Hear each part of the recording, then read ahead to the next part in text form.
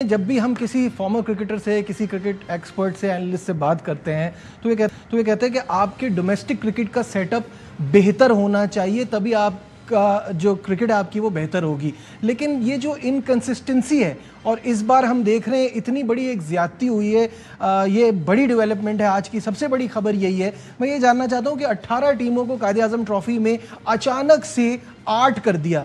समझ में आता था कि अब आप क्वांटिटी और क्वालिटी की जो बात करते हैं तो 18, 14 हो जाती, 12 हो जाती, एक तो 8 कर दिया अचानक से, और ऊपर से 21 साल जो चैंपियन रही है, 21 बार जो चैंपियन रही है टीम, उसको कराची बाहर हो गया है। बिल्कुल अजीब सी चीज़ें हो रही हैं और पाकिस्तान की क्रिकेट ऊपर नहीं जा रही, इसीलिए नहीं जा रही कि हमारे सिस्टम में बड़ी इनकंसिस्टेंसी है। एक साल 6 टीमें होती हैं, फिर 8 हो जाती हैं, फिर 16 हो जाती हैं, 16 से एकदम से एब्रप्टली आप कहते हैं 8 हो जाएंगी अगले साल। आप ग्रेजुअली करें किसी भी चेंज को। अगर यही पिछले सीज़न से पहले 18 टीमों को बता दिया जाता कि जी अगले साल हम 8 टीमों पे आ जाएंगे, तो वो अपनी कारकर्दगी बेहतर करते हैं। आपने प्री वॉर्न किया नहीं, एकदम से आपने एब्रप्टली 18 से 8 कर दी। और ये मेरे हिसाब से, मैं कोई कॉन्स्टिट्यूशन का एक्सपर्ट नहीं हूँ, ये कॉन्स्टिट्यूशन ऑफ पाकिस्तान की भी खिलाफ वर्जी है कि आप सूबों को प्रॉपर बराबर अपॉर्चुनिटीज़ नहीं दे रहा है। इन 6 टीमों में ना तो कोई टीम सिंध से है, ना ही कोई टीम बलूचिस्तान से। अगर सिंध और बलूचिस्तान से कोई भी टीम क्वालिफाई करने में भी नाकाम हो जाती है तो आप सीधी सी बात है कि आप कॉन्स्टिट्यूशन की भी खिलाफ वर्जी कर रहे हैं। इंडिया में कुछ साल पहले ऐसा करने की उन्होंने कोशिश की थी। जस्टिस लोधा कमीशन ने board of cricket for control India को बुलाया। उन्होंने कहा जितनी भी स्टेट्स हैं आपको सबको इक्वल अपॉर्चुनिटीज देनी पड़ेंगी डोमेस्टिक क्रिकेट में, अदरवाइज आप कॉन्स्टिट्यूशन की वायलेशन कर रहे हैं। इसीलिए उनके यहाँ आप 32 टीमें मेन राउंड खेलती हैं, एलीट ग्रुप खेलती हैं, 6 एलीट ग्रुप खेलती हैं और 32 टीमें रांची ट्रॉफी में होती हैं। तो उनके यहाँ से आप सीखें या किसी और से भी सीखें। इसीलिए इंडिया का सिस्टम अच्छा है कि हमारे अंडर 19 के प्लेयर आज तक लड़खड़ा रहे हैं। रोहेल नज़ीर जो 2018 में प्लेयर थे, हसन खान जो 2018 के जूनियर वर्ल्ड कप के कप्तान थे, वो अमेरिका चले गए। 2020 के हैदर अली थे, वो कहाँ खड़े हैं। यशस्वी जायसवाल कहाँ खड़ा है। शुभमन गिल जो 2018 का पाकिस्तान के खिलाफ सेमीफाइनल में 100 किया था, रोहेल नज़ीर, अली जरियाब, अम्माद आलम, ये कहाँ खड़े हैं। तो हमारा सिस्टम खराब हुआ इसी वजह से हुआ है। 2018-19 में बड़ा अच्छा 16 टीमें खेलती थी, 8 डिपार्टमेंट की, 8 रीजन की, इक्वल अपॉर्चुनिटीज मिलती थी। एग्जैक्टली। पिछले वजीर आजम आए, उन्होंने आगे कहा नहीं जी डिपार्टमेंट हटाओ जी, सब खत्म करो।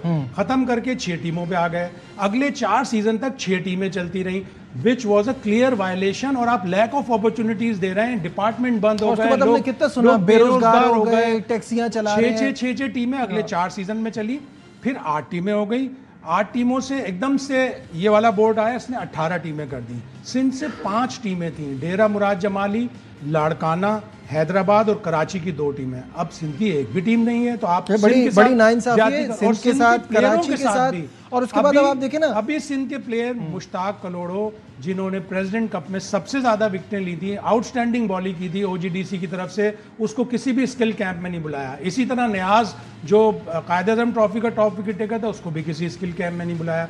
यकीनन कोई बेसिस होंगी और कुछ बेसिस हैं जो मैं आपको आगे बताऊंगा किस वजह से। ठीक है, एक तो ये वाली बात, अभी आप जो रीजन बता रहे थे उसकी तरफ आऊंगा। दूसरा ये जो चैंपियंस कप वाली एंड में बात, क्या आपको लगा उससे बड़ी चेंज आएगा और वो फिर आपने वो भी नहीं रखा?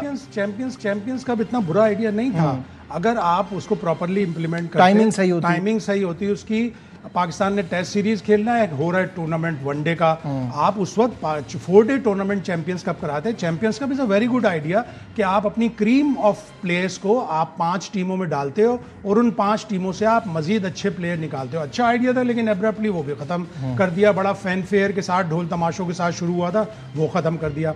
फिर आकिब जावेद अब सारे ज़ाहिर शॉट्स खेल रहे हैं, वो हाई परफॉर्मेंस के, और उनकी बेसिस थी यकीनन कि 5 मैच खेलकर इतने सारे प्लेयर जब आ जाते हैं, इतनी सारी टीमें आ जाती हैं, तो 5 मैच खेलकर वो इंग्लैंड के लिए, लीग के लिए क्वालिफाई कर जाते हैं कि जी हमने 5 फर्स्ट क्लास मैच खेले, तो उनको रोकना है। फिर इंग्लैंड जाकर प्लेयर वहाँ के हो जाते हैं, पाकिस्तान के डोमेस्टिक सीजन के लिए नहीं आते। फिर बहुत सारी टीमों में ये हुआ कि जो इन्फीरियर टीमें थीं वो कोई 150 पे, कोई 80 पे, इस तरह जल्दी जल्दी आउट हो रही थी। तो क्वालिटी करने के लिए एक अच्छा फैसला ज़रूर है, लेकिन एब्रप्ट है। आपको पहले टीमों को, इस साल आप ये करते कि चलो आप 18 से 12 कर लेते हैं। आप कहते हैं कि हम 12 टीमें कर रहे हैं, ये 12 टीमें हैं, अगले साल अभी से हम आपको बता रहे हैं कि हम 6 कर देंगे और 2 ने क्वालिफाई करना है। तो आप एब्रप्टली अगर करेंगे तो फिर इसी तरह के डिसीजन होंगे। बिल्कुल सही है। जो आप कह रहे थे कि मैं आपको बताऊंगा पॉइंट्स की, इसका रीजन क्या है? यही रीजन है। तो ये रीजन है कि उन बहुत सारे जब प्लेयर खेलने लगते हैं, ज्यादा टीमें खेलती हैं, तो जैसे 18 टीमें खेलती हैं तो 18 इंटू 11 इतने सारे प्लेयर्स खेलना है जो 190 के करीब बन जाते हैं। वो प्लेयर 5-5 फर्स्ट क्लास मैच खेलते हैं और लीग के लिए क्वालिफाई कर लेते हैं इंग्लैंड में होने वाली, उसको रोकना है। फिर क्वालिटी को बेहतर करना है कि कम स्कोर पर इंफीरियर टीमें आउट हो जाती हैं। बावजूद इसके कि आपने बैलेंस करने की कोशिश की थी पिछले सीजन में कि कराची के बहुत से प्लेयर दूसरी जगहों पे जाकर खेल रहे थे, उससे कराची का तो नुकसान हो गया कि आपकी दो टीमें दोनों कुछ भी अच्छा नहीं कर सकी। सही बात है। तो ये बहुत सारी चीजें इस पे यकीनन रिव्यू होना चाहिए। रिव्यू होना मस्ट है। नदीम उमर जो कराची रीजन के प्रेसिडेंट है, उन्होंने डिसेंट नोट इसके ऊपर लिखा है, यकीनन वो उसको फाइट भी करेंगे। उन्होंने जोन्स की मीटिंग बुलाई है और रिव्यू करना कोई बुरी बात नहीं है।